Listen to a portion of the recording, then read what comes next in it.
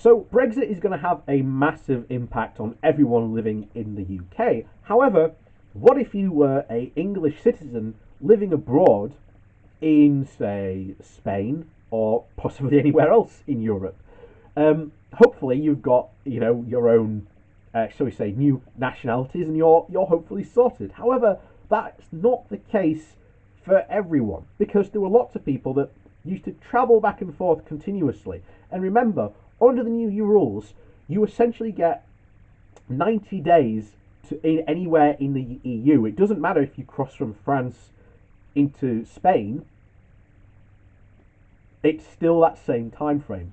And I guarantee you, when, again, if things get back to normal by the summer, it's who knows, but when things get back to normal, we will be seeing, especially during the summer holiday months, hundreds of stories from the Daily Mail, the Telegraph, Daily Star about how the EU ruined my summer holidays.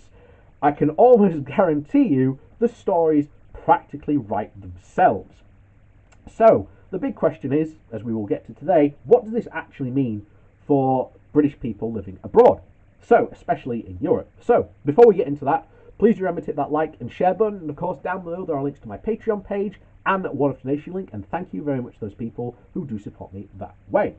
So, this comes from the West England bylines again. So, what Brexit means for the British expats in Europe.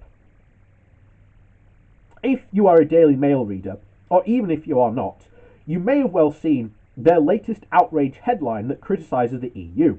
It reads, "Furious British expats blast EU's post-Brexit travel rules, which will ban them from spending more than 3 months at a time at their holiday homes from January." There is so much wrong with that headline and the accompanying article that it's difficult to know where to start. Personally, I hate the term expat, as it confers a status on Brits that is unwarranted and unwelcome. We are immigrants, no better, no different to EU citizens living and working in the UK. I do not understand, however, that the UK media, the term is the shorthand for British citizens living abroad, which is fairly easy to say. It's a bit of a mouthful. So let's stick with the facts though. It may well be true that the term expats who own a second home in Europe are furious, whether it's regard to this coming change caused by Brexit, or whether it's the loss of other EU citizenship rights. There is certainly much to be angry about. What is absolutely not true is that this is the result of the new post-Brexit travel rules. Yes, this is a result of Brexit, but these rules are not new. These are the same rules which have applied to non-EU citizens all along. We were just lucky enough to have special favourable rights that were waived for them. Brexit means that we lose these and many other rights associated with EU citizenship. If you are not a member of the EU club, then you cannot expect exclusive benefits that membership brings. So, what is the rule? The Daily Mail article stated that the 90-day stint would mean anyone staying in an EU country would not be able to return for a further 3 months. It's actually worse than that, as the rule does not just apply to one country, but the whole of the EU.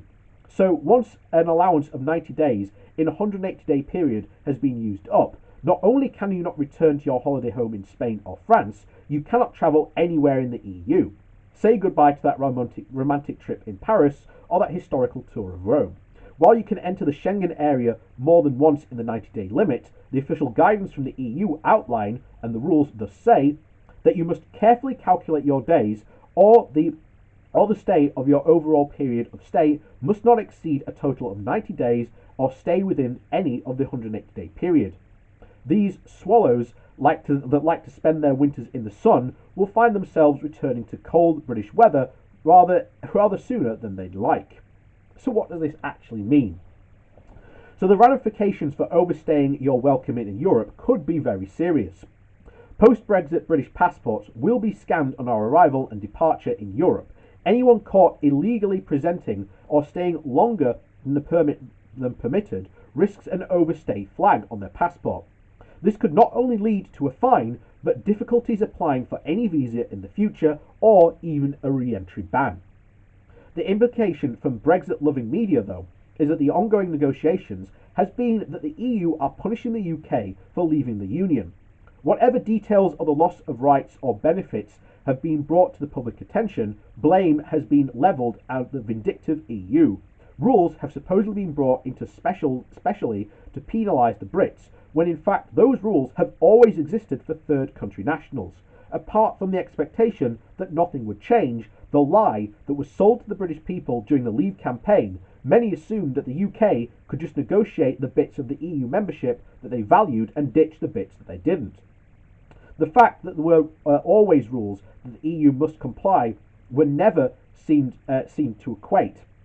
To allow British citizens a special right after Brexit would just be unfair to other third country nationals, and in many cases this would actually be illegal. So whether a second homer or not, travel to the EU is about to become more difficult and more expensive for every Brit.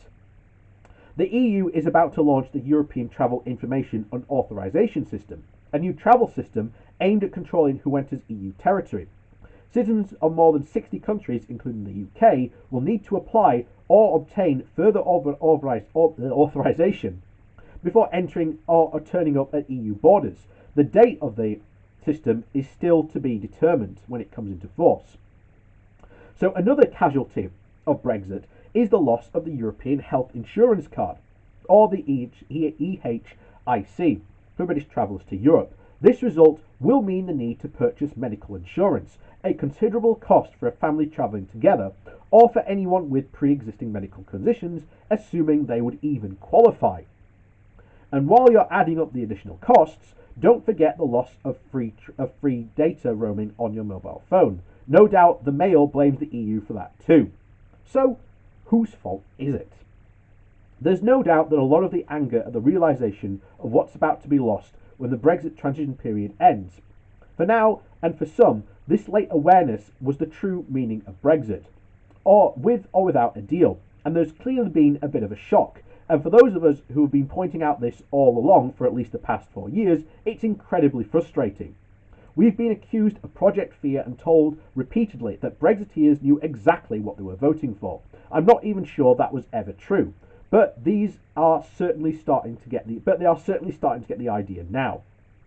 So I have some sympathy for the second homeowners, furious after the Brexit effect on their lives and their rights. I have sympathy with everyone who stands to lose something they value for no good reason, and though often through no fault of their own. Having said that, those with two homes will have their European travel cut short, and those with lesser means mean that their European travels will be curtailed altogether.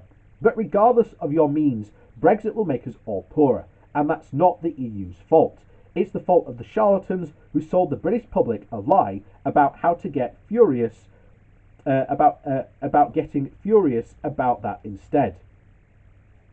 That ended the article really strangely, but never mind. Yeah, I've said this for a while that I think you are going to see stories like this continue. I think you're going to see stories of British, again, expats, again, shortening it to it, being kicked out of their homes in Europe. And especially, I think we will see that. I definitely think we will start to see those stories. Maybe this year, maybe in 2022. Again, it depends when things get back to normal. But I undoubtedly think that we will start to see that. Will we see British people overstaying their visas? Absolutely. And one of the things I've constantly warned about, especially in Spain, the government over there is quite right-wing. In fact, their version of the Daily Mail pretty much has similar stories of how much they hate the British OAPs who come over there and are a drain on their health system. And I have expected for a long time that we might see something of what we call the Great Grey Return, whereby all these old expats can't now, they're so used to it, end up returning to the UK, and this ends up putting huge pressure on the NHS. And again, it's something that could happen. I think there's lots of possibilities, things that might go wrong, but you generally don't know sometimes about these things, and I think it is very much a possibility. But I have no doubt soon we will start to see such stories of the EU ruined my holiday coming soon to the Telegraph, Daily Mail, or Express, to all good newspapers sellers near you soon. So, with that said, thanks for watching. Please do hit that like and share button on your way out. And of course, down below there is a link to my Patreon page and a one-off donation link. And thank you very much to those people who do support me that way. And so, as always, we'll see you all next time.